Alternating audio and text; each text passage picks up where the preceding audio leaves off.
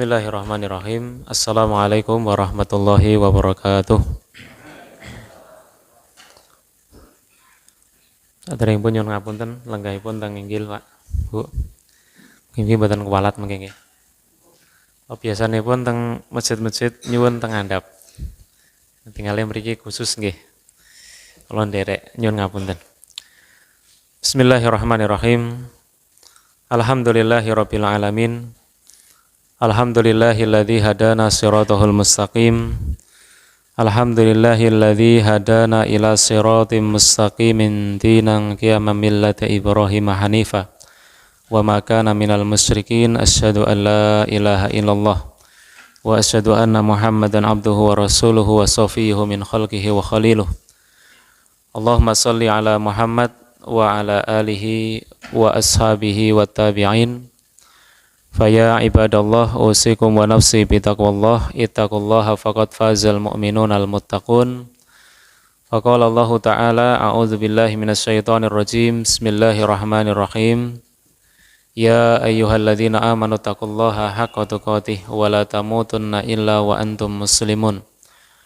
Wa qala ya ayyuhalladzina amanu taqullaha wa qulu qawlan sadida yuslih lakum a'malakum wa yaghfir lakum dzunubakum. Wa may yuti'illaha wa rasulahu faqad faza fawzan 'azima.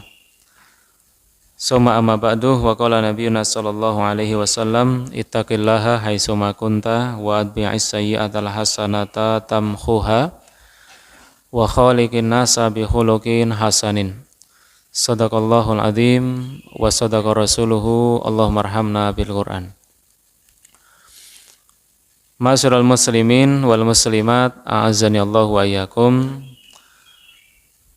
Para sepuh bini sepuh ingkang kula hormati, para ustadz, para alim ulama yang kami muliakan, para jamaah, para lenggah sedaya, ibu-ibu, bapak-bapak, para sederek sedaya yang mudah-mudahan kita semuanya, khususnya yang hadir pada Masjid Thahirah di pagi hari ini, yang mudah-mudahan senantiasa mendapat rahmat dan barokah dari Allah Subhanahu wa taala. Allahumma amin. Yang pertama, alhamdulillahirabbil alamin. Satu kalimat doa yang semoga selalu kita ucapkan, tidak pernah bosan lisan kita melafadzkan, telinga kita mudah-mudahan tidak pernah bosan pula untuk mendengarkan. Puji syukur kita panjatkan kepada Allah yang telah memberikan kepada kita begitu banyak nikmat dan karunia-Nya pada pagi hari ini. Mudah-mudahan kita menjadi orang-orang yang mendapatkan doa dari Rasulullah, Allahumma barik li ummati fi bukuriha. Ya Allah, berkahilah umatku di awal-awal waktu paginya. Kita mengawali pagi hari ini dengan sholat jamaah, sholat subuh berjamaah. Dikatakan bahkan di dalam sholat subuh ini terdapat jamaah yang begitu banyak.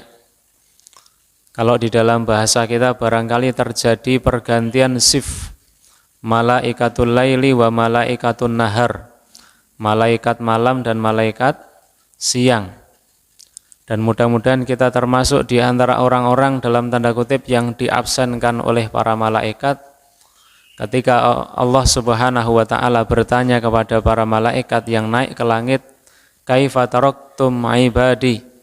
Mereka ditanya oleh Allah Subhanahu wa taala, bagaimana kalian meninggalkan hamba-hambaku? Kemudian para malaikat tadi menjawab, atainahum wa hum yusallun wa taraknahum wa hum yusallun. Ya Allah, kami mendatangi mereka dalam keadaan sholat. Mudah-mudahan kita termasuk orang yang dicekliskan dalam keadaan sholat ketika didatangi malaikat-malaikat. Wa taraknahum wa hum yusallun, dan ketika kami meninggalkan mereka, kata para malaikat tadi, wahum yusallun, dan mereka juga dalam keadaan sholat.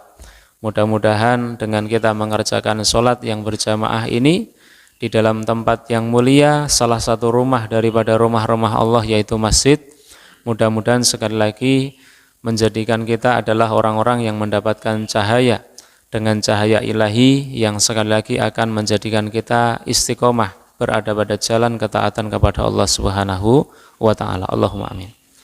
Salawat dan salam semoga selalu tercurah limpah kepada Nabi Muhammad sallallahu alaihi wasallam beserta para keluarganya, para sahabat, para tabi'in, para tabi'ut tabi'in dan orang-orang soleh yang istiqomah berada pada tuntunan ajaran beliau sampai akhir hayatnya, dan mudah-mudahan kita semua termasuk di dalamnya.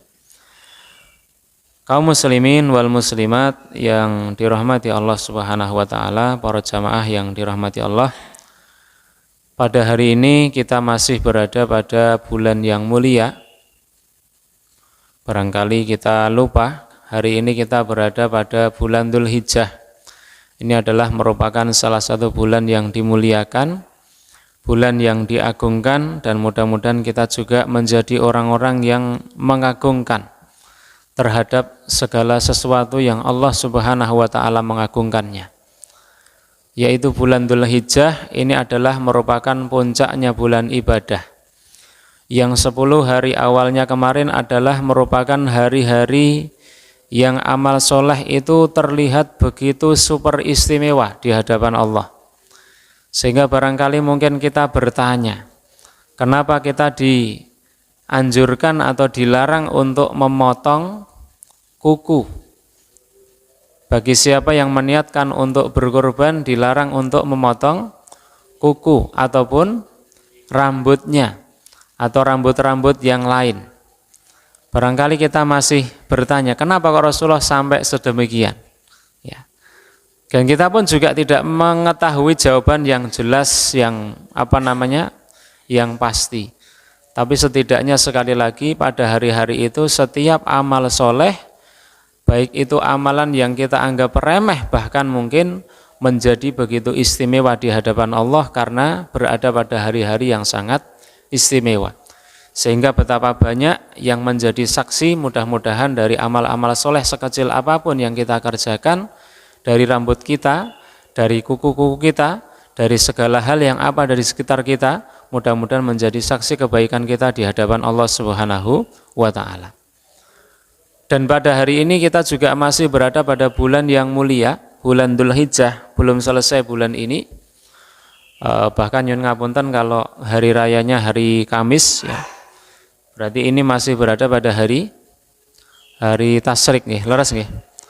Kalau hari Kamis hari rayanya berarti Jumat, Sabtu, Ahad, ini masih berada pada hari Tasyrik.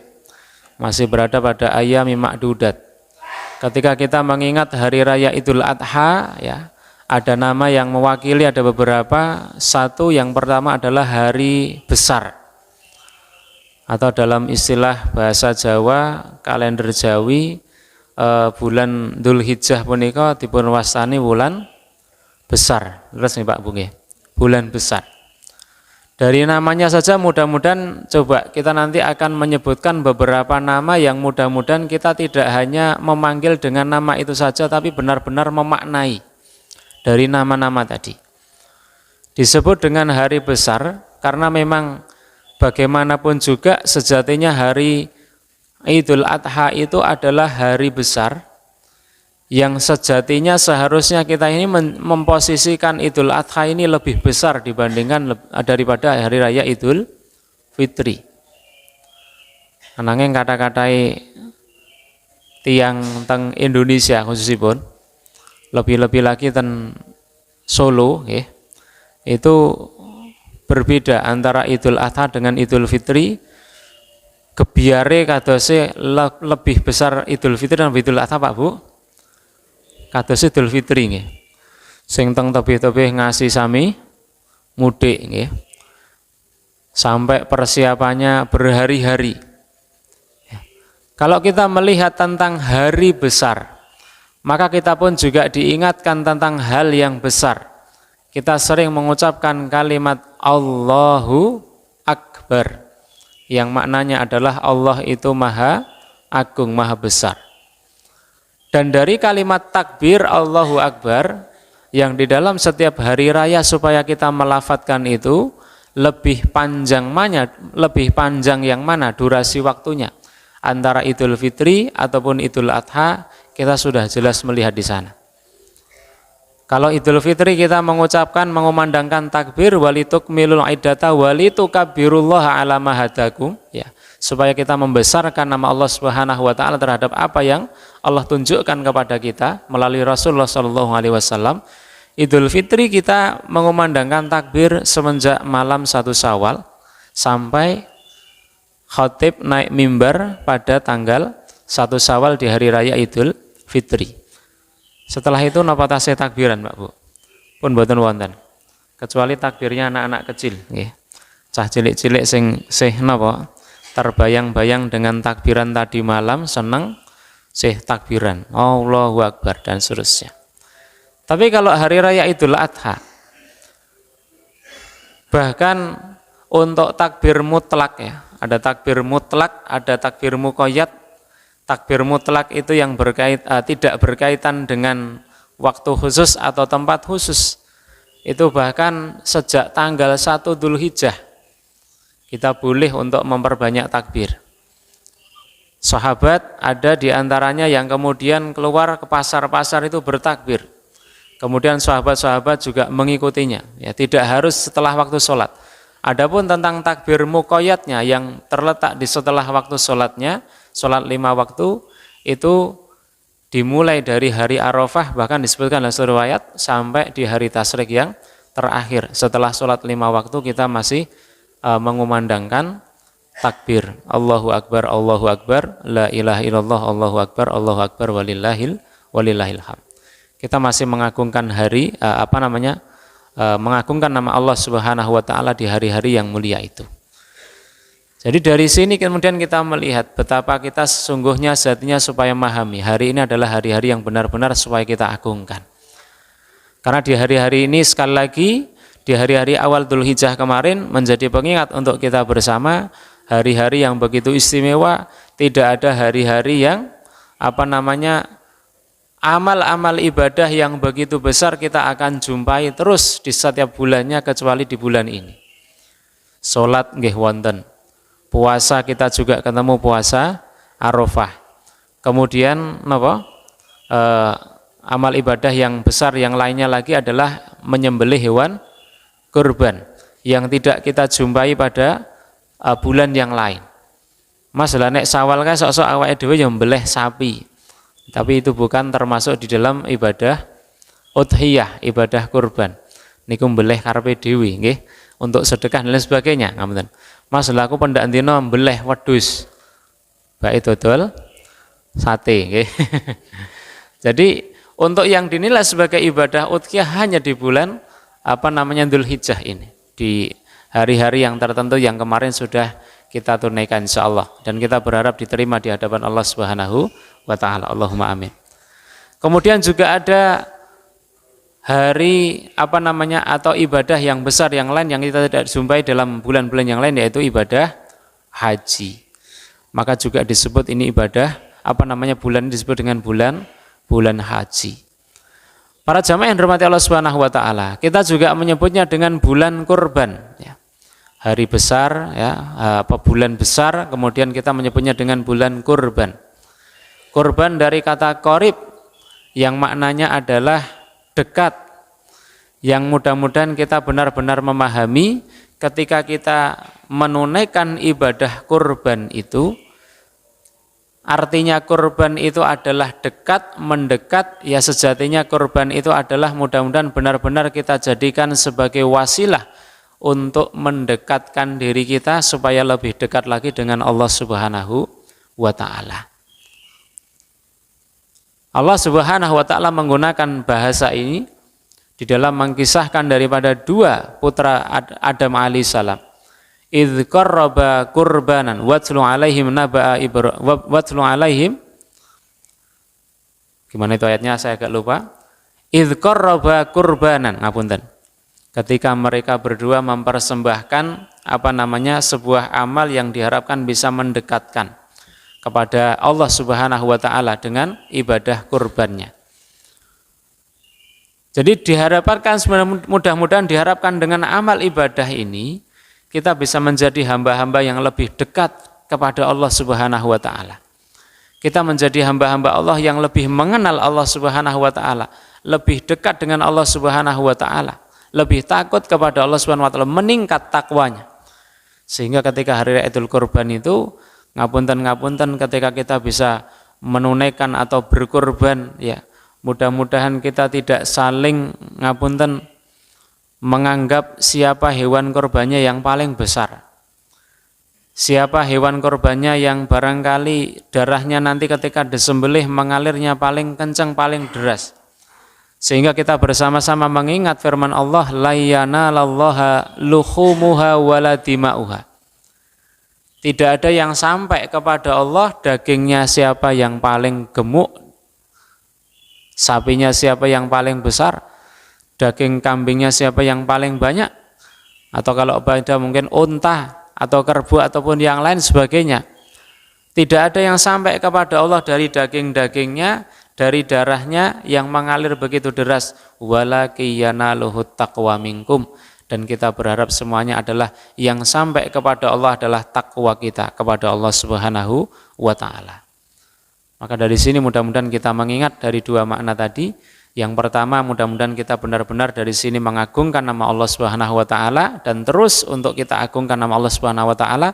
Yang kedua, dengan ibadah kemarin mudah-mudahan benar-benar menjadikan wasilah kita lebih dekat kepada Allah Subhanahu wa taala. Bapak-bapak, ibu-ibu, para jamaah yang dirahmati Allah taala. Ketika kita mengingat hari-hari yang masih belum lama kita lalui ini, maka tentu kita tidak bisa melupakan dengan sosok manusia yang mulia, yaitu Khalilur Rahman, kekasihnya Allah yang Maha Rahman, yaitu Nabiullah Ibrahim alaihi salam. Kalau kita mengingat bulan Dzulhijjah dengan apa-apa yang terjadi padanya, yang kemudian kita juga dianjurkan, dituntunkan untuk mengikuti syariat Nabi sebelum kita, ya. Tentunya kita juga akan mengingat bahwasanya rentetan daripada peristiwa-peristiwa termasuk dari ibadah haji, kemudian juga menyembelih hewan kurban ini tidak bisa kita lepaskan dari sosok manusia yang mulia yaitu Nabiullah Ibrahim alaihi salam. Bapak Ibu para jamaah, Nabi itu jumlahnya banyak. Ada berapa Pak Bu? Adik-adik, Nabi jumlahnya berapa? Jumlahnya Nabi ada ratusan ribu. Wallahu a'lam bishawab. Dalam riwayat Tabrani disebutkan 100 sekian ribu. Ada 313 Rasul. Yang dikenalkan Allah di dalam Al-Quran ada 25 yang kita kenal namanya. Anak-anak kita saling menghafalkan namanya, Adam, Idris, Nuh, Hud, Soleh alaihimussalam sampai Nabi Muhammad sallallahu alaihi wasallam. Dari sekian nabi tadi yang dikenalkan Allah di dalam Al-Quran, Allah masih memilih dari yang baik-baik tadi, ada 5 yang diberikan gelar ulul azmi. Nabi Nuh, Nabi Ibrahim alaihissalam, Nabi Musa alaihissalam, Nabi Isa alaihissalam. Nabi Isa sudah wafat atau belum Pak Bu? Belum, ya. Kalau kita meyakini Nabi Isa wafat nanti bahaya nanti, ya. Barangkali merusak akidah kita. Barrafa'ahullahu ilaih. Nabi Isa adalah merupakan nabi yang saat ini masih diangkat oleh Allah Subhanahu wa taala. Yang besok ketika di akhir zaman akan Allah takdirkan untuk membunuh fitnah akhir zaman yang paling besar yaitu Dajjal. Yang terakhir adalah Nabi Muhammad sallallahu alaihi wasallam. Ada 5 yang mendapatkan gelar ulul azmi. Dari 5 ini yang begitu super hebat ini Allah mengistimewakan 2 nabi. 2 nabi ini yang setiap hari namanya kita sebut dalam tasyahud akhir kita. Kalau kita lupa kita ingatkan bareng-bareng. 2 nabi yang mudah-mudahan menjadi suri toladan bagi kita, contoh untuk kita bersama di dalam kehidupan sehari-hari bahkan dalam keluarganya. Yaitu Nabi Ibrahim alaihissalam dan yang kedua adalah Nabi Muhammad sallallahu alaihi wasallam, Bapak Ibu. 2 nabi ini yang distempel secara khusus dalam tanda kutip supaya kita menjadikan sebagai uswatun hasanah, suri teladan yang baik dalam semua kehidupannya, bahkan dalam keluarganya. Kalau kita melihat di dalam Al-Quran, keluarga itu macam ada 4. Yang pertama, keluarga yang suami istrinya baik, ini yang mudah-mudahan kita bisa harapkan keluarga kita menjadi yang demikian. Keluarganya Nabi Ibrahim alaihissalam, keluarganya Nabi Muhammad sallallahu alaihi wasallam. 2 itu kan nabi. Kalau bukan Nabi, apakah ada contohnya? Kan kita bukan Nabi, masa kita suruh ngikuti Nabi? Imran, innallaha astafa Adama wa Nuha wa ala Ibrahim wa ala Imran. Imran ini bukan Nabi, Imran ini bukan Rasul, tapi namanya disejajarkan dengan para Nabi dan Rasul. Keluarganya dipuji oleh Allah Subhanahu wa Ta'ala, menjadi salah satu nama surat di dalam Al-Quran, Ali Imran. Dari Ali Imran, keluarganya Imran, Imran memiliki istri Hana, kemudian memiliki putri yang namanya Maryam. Dari Maryam dilahirkanlah di sana sosok manusia yang mulia, yaitu Nabi Isa alaihi salam. Ngatan Pak Bu. Keluarga yang luar biasa, suaminya baik, istrinya baik, melahirkan anak keturunan yang baik. Ini yang kita harapkan. Ada yang saya lanjutkan lagi, keluarga yang nomor 2 macamnya misalnya, ada yang istrinya begitu baik, solihah, suaminya tidak baik, seperti keluarganya Fir'aun. Ada yang keluarganya suaminya baik, istrinya tidak baik, seperti keluarganya Nabi Nuh, Nabi Lut. Tapi ngapunten jangan sampai kemudian kita menjelekkan keluarganya Nabi Lut. Oh berarti Nabi Lut itu tidak sukses dalam bina keluarga. Jangan sampai kita demikian. Ini kita jadikan sebagai iktibar untuk kita. Ya. Yang keempat, naudzubillah, dua-duanya tidak baik. Keluarga yang suaminya tidak baik, istrinya pun juga mendukung kegiatan yang tidak baik, sama-sama durhaka kepada Allah seperti keluarga Abu Lahab waliyadzubillah. Surat Al-Lahab diabadikan kejelekan mereka, ya betapa surat ini kalau dibaca mereka mendapatkan laknat terus, waliyadzubillah. Mudah-mudahan kita bisa mencontoh keluarga yang paling baik, keluarga yang suaminya baik, yang bapaknya baik, yang ibunya juga baik, yang mudah-mudahan nanti akan menurunkan, melahirkan generasi-generasi yang baik, yang rabbani, yang bertuhankan Allah Subhanahu wa Ta'ala. Bapak Ibu yang dirahmati Allah Subhanahu wa Ta'ala, tidak bisa kita lepaskan ingatan kita ketika kita mengingat dengan hari raya Idul Adha dengan sosok Nabi Ibrahim alaihissalam dan keluarganya. Ibadah haji juga banyak di antara apa-apa yang di sana, termasuk rukun-rukunnya, itu juga napak tilas dalam tanda kutip dari kehidupan keluarga Nabi Ibrahim alaihissalam. Sa'i bagaimana? Bunda Hajar lari bolak-balik, lari kecil bolak-balik dari Bukit Sofa dan Marwah. Bagaimana tentang penyembelihan ibadah kurban ini? Ketika itu ingin menyembelih putranya, gitu. Nabi Ibrahim alaihissalam diganggu oleh setan, kemudian dilempar, ya, supaya terbebas dari godaan tadi. Dilempar dengan lemparan batu. Tidak cukup dengan itu. Jari nenek bapak wis kuat, bakoh ra iso diganggu. Sing digodha, sing biasane luluh, sing biasane ratega niku ibuke. Ibuke nggih diganggu. Ternyata ibunya juga luar biasa kuat imannya, teguh pendiriannya untuk melaksanakan perintah Tuhannya. Sama godaan setan tadi dilempar dengan batu. Kemudian juga tidak cukup sampai di situ, lihatlah bagaimana setan ini akan selalu mengganggu manusia. Sampai mengganggu putranya Ismail alaihissalam. Le, kowe ngerti ora ratega nyandi iki? Kowe arep dibeleh karo pakmu. Apakah kamu rela? Apakah kamu benar-benar mau untuk disembelih putramu? Disembelih oleh bapakmu? Ternyata putranya juga memiliki keimanan yang begitu kuat, yang begitu kokoh juga sama. Melempari setan yang mengganggu tadi, lemparan-lemparan tadi pun juga diabadikan dalam ritual ibadah haji, yaitu salah satunya adalah melempar jumrah itu. Allahu Akbar.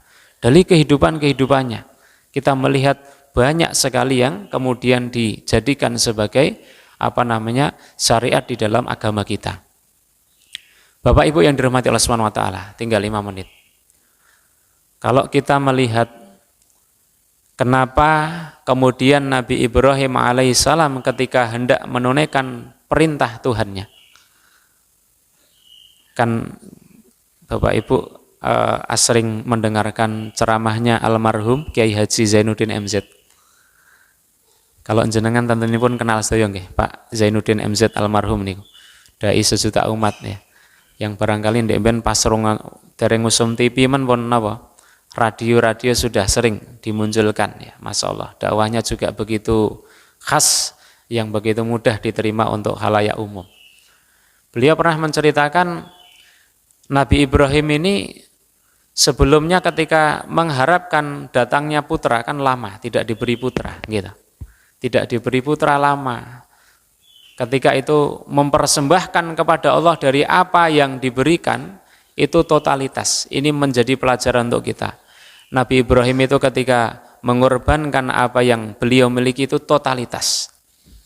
Jadi tidak hanya sisa-sisa, nyun ngapunten. Tidak hanya nanti kalau ada. Ketika diajak untuk menegakkan Islam juga tidak nanti kalau longgar, nyun ngapunten barangkali. Jadi tidak memberikan sisa tapi totalitas di dalam memberikan pengorbanannya untuk Allah Subhanahu wa taala. Maka di dalam ayat surat An-Nahl 120 itu, bayangkan Allah ketika menyebutkan inna Ibrahima kana ummatan. Bapak Ibu kalau saya tanya, kata umat itu jenengan menjawab satu orang atau banyak Pak Bu? Kata umat itu banyak atau sedikit Pak Bu? Banyak. Tapi nama Ibrahim yang Allah sebutkan, inna Ibrahim, sesungguhnya Ibrahim itu adalah kana ummatan. Allah menyebutkan umat. Seakan-akan sosok satu itu mewakili kapasitas yang ada di dalam dirinya, ya, berkualitas sekali di dalam dirinya itu seakan-akan seperti banyak yang ada dalam dirinya itu. Kapasitas yang ada di dalamnya itu tidak hanya satu, tapi merupakan seakan-akan banyak, manusia yang berkualitas. Dan inilah yang kita contoh dari sosok Nabi Ibrahim alaihissalam yang Allah Subhanahu wa taala ajarkan kepada kita. Di dalam kurikulum silabus dalam diri seorang Nabi Ibrahim alaihissalam tadi. Ketika memberikan pengorbanan segala apa yang diberikan, ketika itu diganggu setan. Nabi Ibrahim, kamu tidak usah totalitas, wis biasa wae. Kira-kira kowe iki wis rasah berkorban ngasih totalitas seperti itu, rasah okeh-okeh, kira-kira wis kowe tetap menjadi kekasihnya Allah yang Maha Rahman. Karena Nabi Ibrahim itu gelarnya adalah Khalilullah. Wis rasah ngoyo-oyo anggenmu kurban, wis toh kowe iki tetap menjadi kekasihnya Allah. Kemudian Nabi Ibrahim berucap di sebuah satu cerita yang disebutkan, jangankan kok ini, bahkan nanti ketika saya memiliki anak pun, saya kalau diminta untuk menyerahkannya untuk Allah Subhanahu wa taala, saya akan serahkan. Pak Bu, tirose nek dereng gadah niku ngomong gampang napa angel Pak Bu? Harung duwe ngomong gampang, nggih. Rong dadi nek ngomong gampang, kok nek wis dadi terus lali. Niki terus ngoten niku sing dingendikake Kiai Haji dari MZ tadi, ya, ibrohnya. Apakah juga demikian Nabi Ibrahim alaihissalam? Tidak. Ketika pada malam tarwiyah kemudian diberikan mimpi yang kemudian itu diyakini adalah perintah Allah Subhanahu wa taala. Tanggal 9-nya disanggupi untuk melaksanakan, tanggal 10-nya ditunaikan dari perintah Allah itu. Tidak kemudian lupa dengan apa yang beliau ucapkan. Falamma aslama wa tallahu lil jabin, ketika benar-benar ingin menyerahkannya kepada Allah Subhanahu wa taala. Allah yang Maha melihat dan mengetahui benar-benar Nabi Ibrahim ingin menyembelih putranya untuk dikorbankan kepada Allah Subhanahu wa taala. Allah ganti dengan apa Pak Bu? Dengan domba, dengan kibas, gitu. Dan dari sini nanti terus do yel-yelan. Korbanmu apa Kang? Sapi. Sing gede ya sapi, mantep, muga-muga ya ganjarane luwih akeh. Ora. Nabi Ibrahim kae digantine ora sapi lho. Napa Bu? Wedhus. Terus saya leyelan ngoten ya. Nabi Muhammad kae ya padha kurbane nganggo kibas ya, nganggo wedhus. Sing bener kurbane wedhus. Acara ngono kok lak terus renek sing kurban sapi. Nggih. La yanalallahu luhumuha, sekali lagi, yang sampai kepada Allah bukan dagingnya, tapi apa? Takwanya kepada Allah Subhanahu wa taala. 3 pelajaran sedikit ya Bapak-bapak, Ibu-ibu yang akan kita ambil. Kenapa kemudian Allah Subhanahu wa taala menyembelih ketika Nabi Ibrahim menyembelih putranya kemudian diganti dengan hewan? Ada pelajaran yang disampaikan oleh guru kita. 1, ketika itu Nabi Ibrahim menyembelih binatang, tidak menyembelih manusia, supaya umat manusia ini tidak begitu mudah di dalam menumpahkan darah manusia, supaya tidak saling membunuh antara sesama. Yang pertama, saya singkat saja. Yang kedua adalah supaya apa? Supaya kita menyembelih di dalam diri kita, ya. Supaya kita menyembelih di dalam diri kita dalam tanda kutip sifat-sifat kehewanan, sifat-sifat kebinatangan. Binatang itu salah satu sifatnya apa Pak Bu? Rakus. Ndak mau tahu ini ada makanan minuman halal atau haram, nggone koncoku apa nggone sapa pokoke tak pangan, pokoke aku wareg. dia rakus, supaya itu kita hilangkan di antaranya. Dan sifat-sifat yang tidak baik yang ada pada diri hewan yang terdapat di dalam diri kita, yang lebih mengedepankan nafsunya dibandingkan akalnya. Tentunya kita ini adalah manusia, selain diberikan nafsu kita juga diberikan akal. Mudah-mudahan kita ingat akal yang mudah-mudahan senantiasa menggiring kita kepada jalan yang selalu dibenarkan oleh Allah Subhanahu wa taala. Yang ketiga adalah ketika Ibrahim menyembelih putranya. Diperintahkan untuk menyembelih putranya, sejatinya Nabi Ibrahim ya mengajarkan kepada kita supaya beliau menyembelih rasa kepemilikannya, termasuk kita. Rasa kepemilikan terhadap apa yang Allah titipkan kepada kita. Karena sejatinya segala sesuatu itu adalah miliknya Allah Subhanahu wa taala dan nanti juga akan dikembalikan kepada Allah Subhanahu wa taala. Inilah di antara beberapa pelajaran hikmah yang mudah-mudahan kita bisa belajar dari momen yang begitu istimewa di bulan Dzulhijjah ini. Yang utama lagi, sekali lagi, yang pertama kita mengingatkan hari ini kita berada pada bulan haram. Mudah-mudahan kita bisa maksimalkan amal ibadah yang lebih banyak lagi. Kemudian kita mudah-mudahan bisa mengambil ibrah dari pelajaran-pelajaran di setiap momen kegiatan Idul Adha. Dan yang terakhir kita bermohon kepada Allah mudah-mudahan setiap amal soleh kita, terutama amal ibadah kurban kemarin, diterima di hadapan Allah Subhanahu wa taala dan meningkatkan takwa kita kepada Allah Subhanahu wa taala. Rabbana atina fid dunya hasanah wa fil akhirati hasanah wa qina adzabannar. Rabbana taqabbal minna innaka antas samiul alim wa tub alaina innaka antat tawwabur rahim. Rabbana ighfir lana wal ikhwanina alladziina sabaquna bil iman wa la taj'al fi qulubina ghillan lil ladziina amanu rabbana innaka ra'ufur rahim. Walhamdulillahirabbil alamin. Aku qauli hadza astaghfirullah li wa lakum subhanakallahumma wa bihamdika asyhadu an la ilaha illa anta astaghfiruka wa atubu ilaik. Kathah sangat lepat kula nyuwun pangapunten wonten rasipun saking Allah Subhanahu wa taala. Assalamualaikum warahmatullahi wabarakatuh.